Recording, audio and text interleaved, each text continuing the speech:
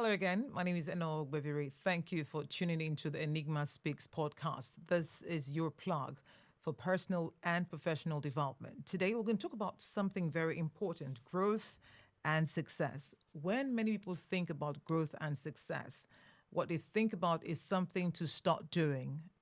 And while that sounds natural, there might be something we're missing out because sometimes what you really need to do is to quit something, okay? And today, quitting your worst habits, the change that could cause in your life, that could be much faster than starting your best habits. Think about it. You're trying to pour clean water into a bucket that has a hole at the bottom. The first step isn't adding more water. The first step is plugging the leak. So today, before we continue, there's something you need to ask yourself. Where do I need to plug the leaks in my life? Where do I need to plug the leaks in my career? Where do I need to plug the leaks in my business? Where do I need to plug the leaks in my relationship? Where do I need to plug the leaks in time management?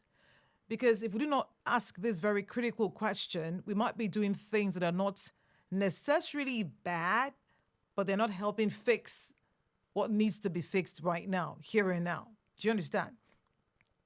So let's talk about these leaks, the habits that quietly sabotage your progress and how quitting them can shift your life dramatically in three big areas: personal, professional, and financial health. Oh, before I continue, why don't you like, subscribe, and comment on this podcast? Let's talk about personal health leaks: your body, your mind, and your energy. For some people, the leak is sleep deprivation, okay? So you stay up till 2 a.m., you're scrolling mindlessly. I mean, you're not really looking for anything in particular. You just started watching one reel or one video, and before you know, you keep going on and on and on. And then it's 2 a.m., you're wide awake. So it doesn't matter if you start drinking smoothies, go all green, all organic, or anything like that. If you're running out of sleep, like you're not getting enough sleep, you're leaking energy, you're leaking focus, and you're leaking your mood. You want to plug that leak, and you would see that you would instantly feel sharper, calmer, and more motivated. I tell someone, that I'm working with right now, someone I'm mentoring, I tell the person, why don't you have 30-minute timers on your phone or 15-minute timers? So what it does is every 15 minutes, you see something on your phone that just pops up and asks you, what are you doing? Are you sleeping now? What are you reading? What are you learning? That kind of keeps you in check. Because if you do not do that, I mean, it's happened to me before. Just start scrolling and you look at the clock, 15 minutes gone. It happens to the best of us. The way to do it is to know when to stop, is to quit. And that's what people do not want to focus on. They're trying to start something new. No, quit scrolling on your phone after a certain time. Yeah. So 9 o'clock, phone down. You're not the emergency service. You're not Jesus Christ. You're not the helper of the world. You are yourself. You're human in a body, and the body needs sleep. The body needs to shut down. And it starts to shut down when you keep your eyes away from bright lights, for example, like your phone, TV, your computer, or lights in general, right? So you want to do that first. Shut out the lights. Shut out the noise. Some people say, I sleep better with music or mood, whatever sounds. That's fine. If that works for you, then maybe you want to start playing it from 8 p.m., for example, and see how that, will help you transit into sleep. But if you're not doing that and you're thinking that I can skip on sleep and then something great will happen later, it's not going to happen. You're going to feel tired when you wake up. You're going to feel lazy. You're going to lose focus and motivation. Another very important leak you need to plug is negative self-talk. You make a mistake. I'm so stupid. I don't even do anything right. You make a mistake. I'm so lazy. you're draining your confidence. But more importantly, something about speaking, the power of words. I say it again and again, words are seeds. So once you start to speak, you're sowing the seeds into your life, you're sowing the seeds into your day, you're sowing the seeds into your situation. Okay, so once you start, your body starts to receive it.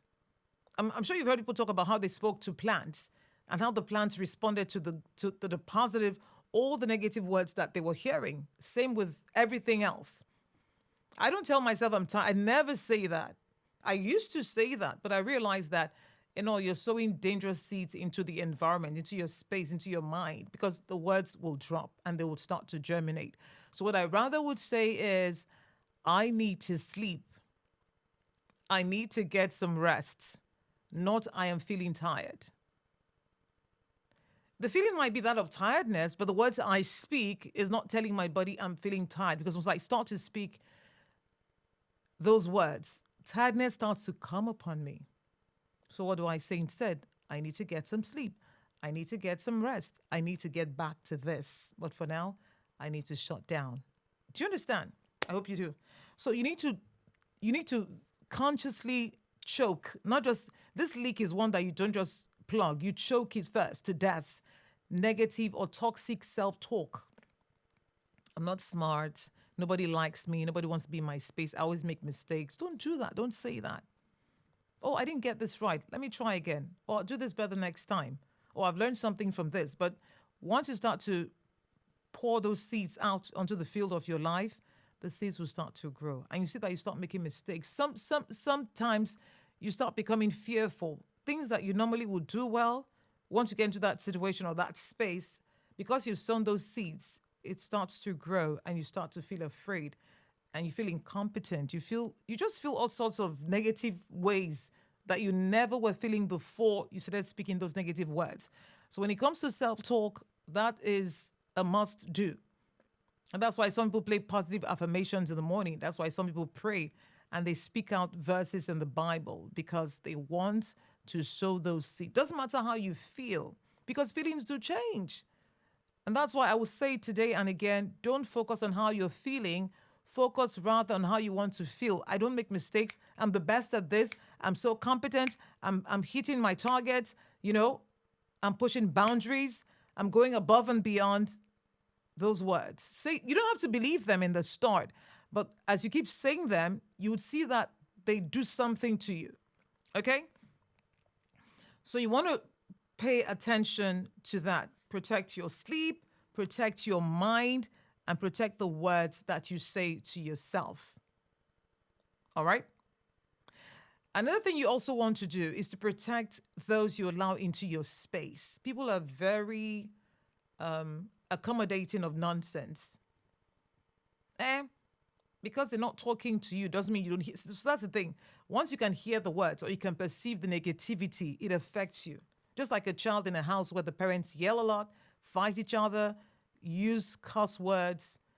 They might not be talking to the child when they're doing those things, but the child feels the tension. And it's the same thing as making negative deposits. So what happens? As the child grows older and interacts with other people, those things that used to make them cringe, every time they get into that situation, they react a certain way. And many times they get to overreact and you start wondering, oh, but the child isn't like this. They're not like that on a normal, but because they have those deposits in them, it means that they have the capacity to express themselves in those ways or in response. You might not be talking to them, or maybe you might be talking to them in this scenario. You see how and you're wondering, what did I say? It wasn't just what you said, it's what they've been hearing over time. So you want to be very conscious of those in your space and how they're speaking into your life and your situations. You make a mistake, you're talking to someone, and the person does nothing but brings out the worst in you. Some of them, they don't even say the words, the way they look at you, the way they respond to you. Some, they don't even cheer you on. Oh, they never cheer you on. But once you make a mistake, they're there. They've never complimented you about a win, either in the workplace or in your personal space. Every time it's something negative.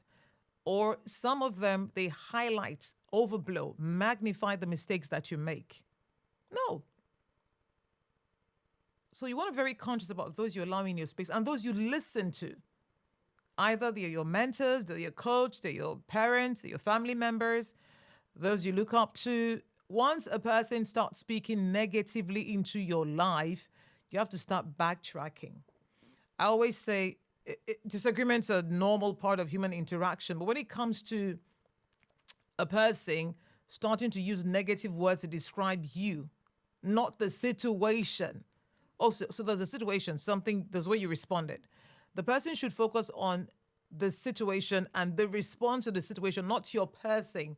Once they start focusing on your person and start using words and terms that, are derogatory, then you don't want them in your space. Doesn't matter who they are. No, it doesn't matter who they are. You want to start protecting your space in that way because every word that is spoken that you hear, that's why sometimes people watch horror movies and they wonder why they have nightmares after. It's simple.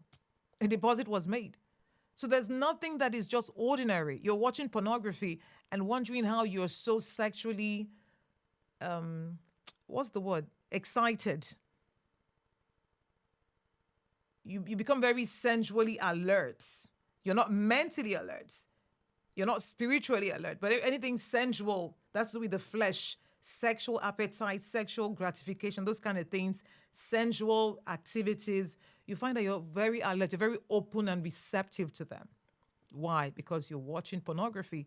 And the more dangerous thing right now, today, 2025, is that in the movies, for example, it's not a porn movie, yeah?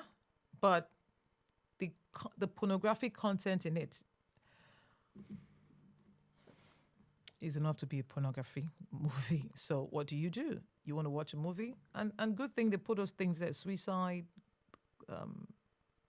violence, strong language, sexual, whatever. Once you see that it is not what you want, leave it alone. There's nothing in that movie that you're missing out on. And it doesn't have to be a long scene. So we need to make sure that when it comes to personal health, this is one of them, okay? So don't forget, we're talking about challenging how you think about growth and success, quitting your worst habit,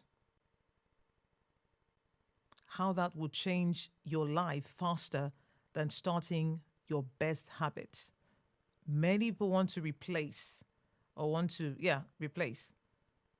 but you haven't quit, but you're adding on. Oh, yeah, that's it. You're actually adding on. You haven't quit the bad habit yet, the worst habit yet, but you're looking to start a new one. No. It's like, I don't want to turn off the car, but I want to start driving a new car. No, you have to turn off the car, get out of the car, and then get into a new one. My name is Enoch Beverly. Connect, share, like, subscribe. See you on the next episode. Bye-bye. I wasn't recording. I was.